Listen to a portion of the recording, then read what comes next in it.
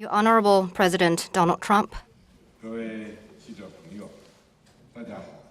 friends from the press, good afternoon. It is my great pleasure to meet all of you together with President Trump. Let me begin by extending once again warm welcome to the President for his state visit to China. Yesterday and earlier today, the President and I have had in-depth discussions on China-U.S. relations and major international and regional issues of mutual interest. We reviewed the important progress made in the relationship since we met at Mar-a-Lago, and we discussed how to further move forward the relationship in the months ahead in great depth, and we reached a series of new and important consensus. Our meeting is constructive and productive. I shared with the President the policies adopted at the 19th Party Congress. I conveyed China's firm commitment to deeper reform, greater opening up, and a path of peaceful development, and China's desire to expand converging interests with other countries and promoting coordination and cooperation among major countries. President Trump shared with me his domestic reform agenda and foreign policy priorities. The development of China and the United States is mutually reinforcing without contradicting each other. Our respective success serves the common interests of both countries. We believe that facing the complex and changing international landscape, in maintaining world peace and stability, in promoting global development and prosperity, China and the United States, being two large countries, share more common interests, shoulder greater responsibility, and enjoy broader room for cooperation. A healthy, stable, and growing China-U.S. relationship is not only in the fundamental interest of the Chinese and American people, it also meets the expectations of the international community. For China and the United States, win-win cooperation is the only right choice and the pathway toward a better future. We agreed to keep in close touch through mutual visits, meetings, phone calls, and correspondence, with a view to having timely communications on major issues of shared interest. We agreed to make the most of the diplomatic and security dialogue, comprehensive economic dialogue, social and people-to-people dialogue, and law enforcement and cybersecurity dialogue, 4 high-level dialogue mechanisms, and work together for greater results out of these dialogues. We believe that China and the United States are the 2 largest economies and important engines of global economic growth. We need to further expand trade and investment cooperation, strengthen macroeconomic policy coordination, pursue healthy, stable, and dynamically balanced economic and trade relations. It is necessary to formulate and launch economic cooperation plan for the next phase, to have continued in-depth discussion on trade imbalance, export restrictions, investment environment, market openness, and other issues, and work to support practical cooperation in energy, infrastructure, Belt and Road Initiative, and other areas. Just now, the President and I witnessed the signing of some major cooperation agreements by our businesses.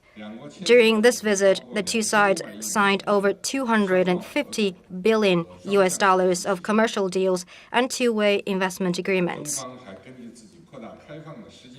According to China's timetable and roadmap for opening up, China has announced a number of steps to promote market access. This speaks volume of the broad space for further economic and trade cooperation between the 2 countries, which would deliver great benefits to the 2 peoples. We agreed to expand exchange and dialogue between our 2 militaries at various levels.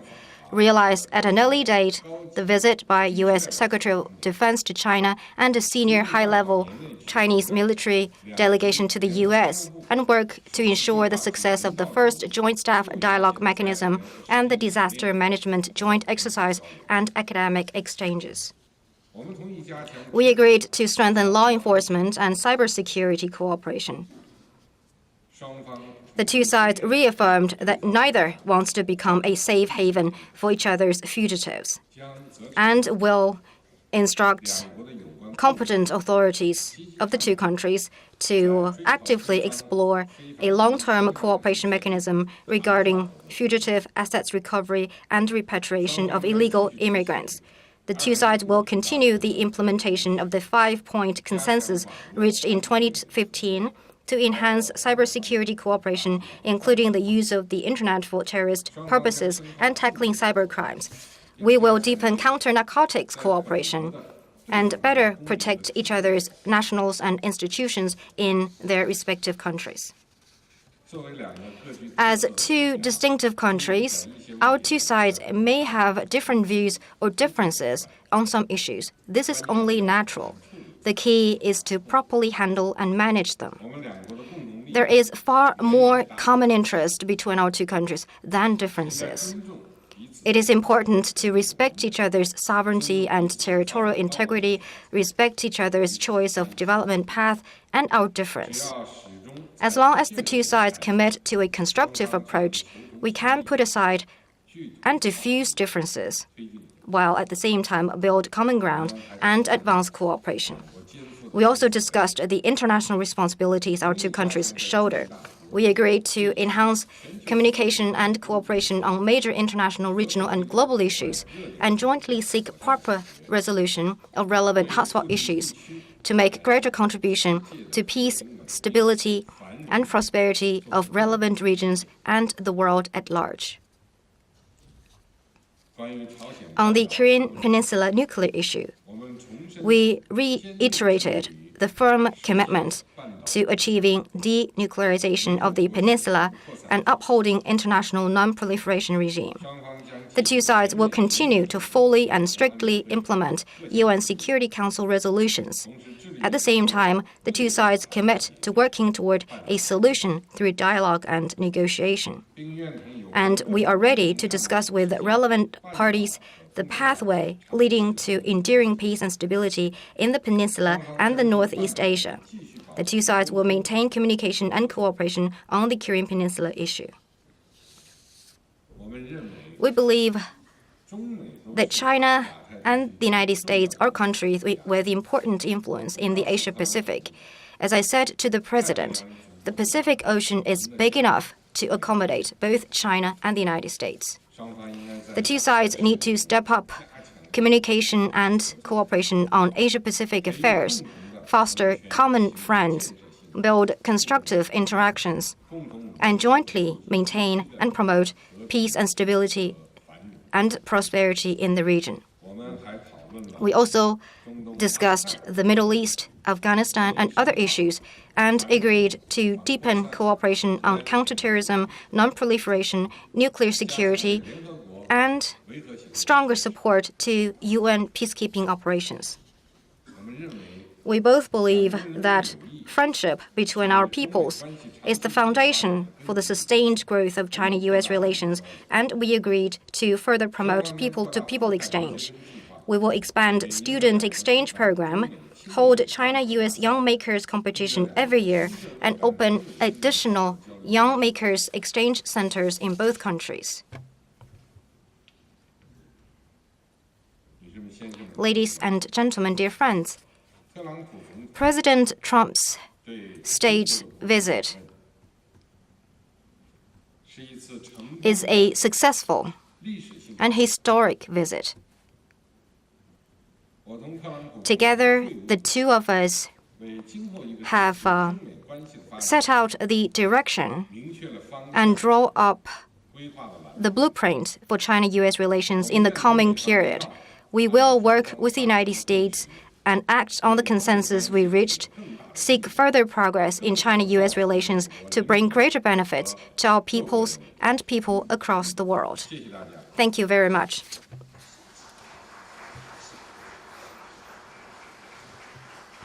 Thank you very much, Your Excellency. Now, President Trump, you have the floor. Thank you.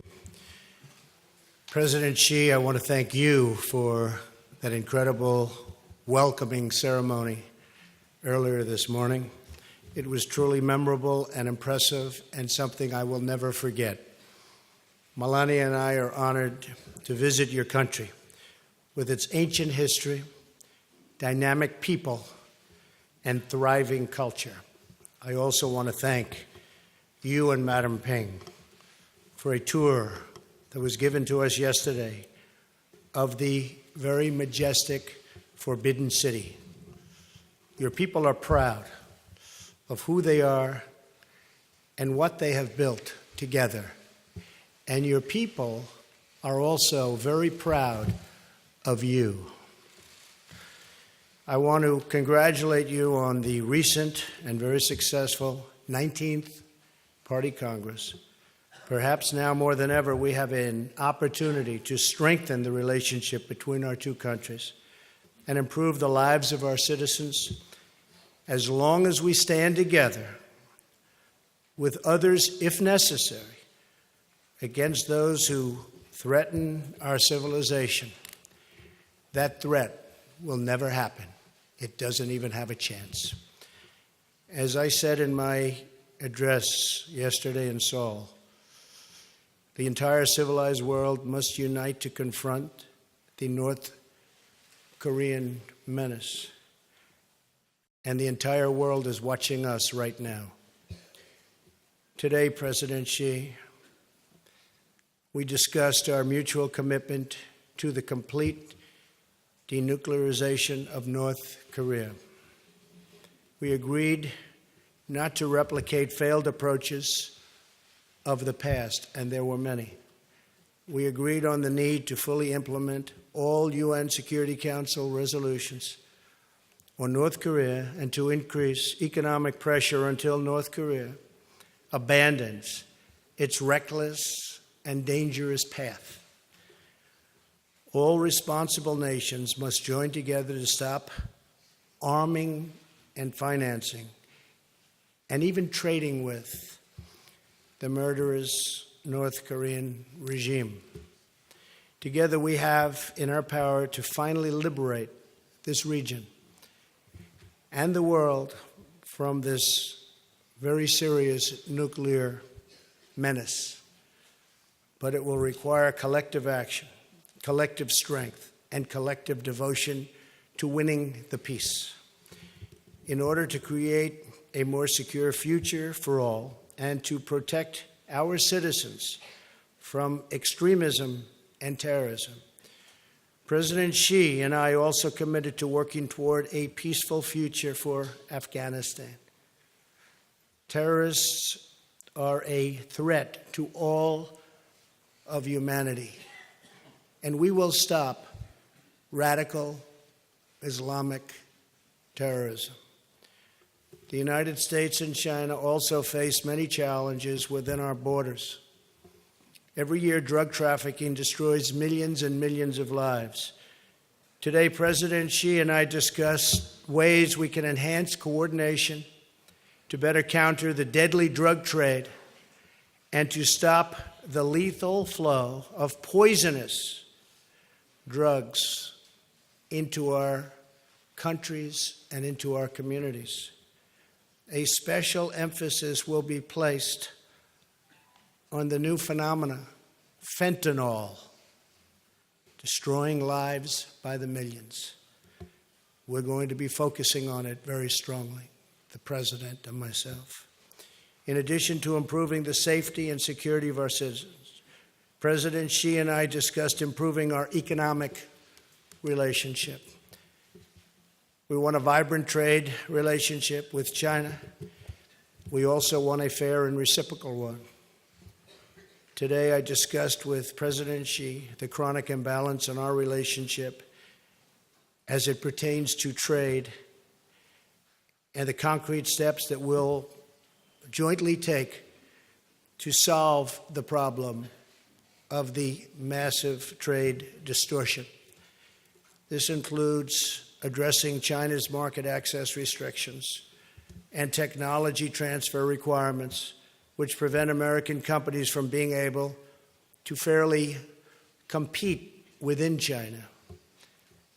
The United States is committed to protecting the intellectual property of our companies and providing a level playing field for our workers. At the same time, our relationship with you and China is a very important one to me and to all of the people of our country.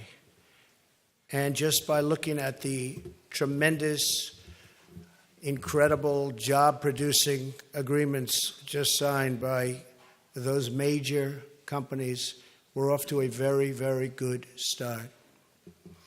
As part of our commitment to regional stability and peace, the United States also continues to advocate for reforms that advance economic freedom, individual rights, and the rule of law.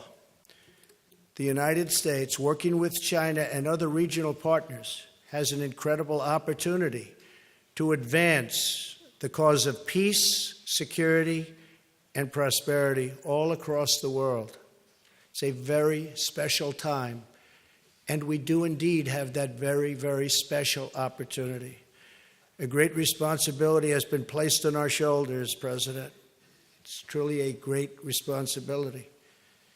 And I hope we can rise to the occasion and help our countries and our citizens reach their highest destinies and their fullest potentials. I want to thank you. Again, you're a very special man for your gracious hospitality. I send my warmest regards to your citizens. I honor their heritage and celebrate their great, great possibilities and potential for the future. In the coming months and years, I look forward to building an even stronger relationship between our two countries, China and the United States of America, and even closer friendships and relationships between the people of our countries. Mr. President, thank you very much. Thank you.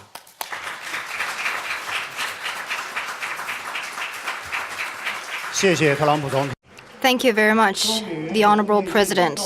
This concludes this event. Thank you.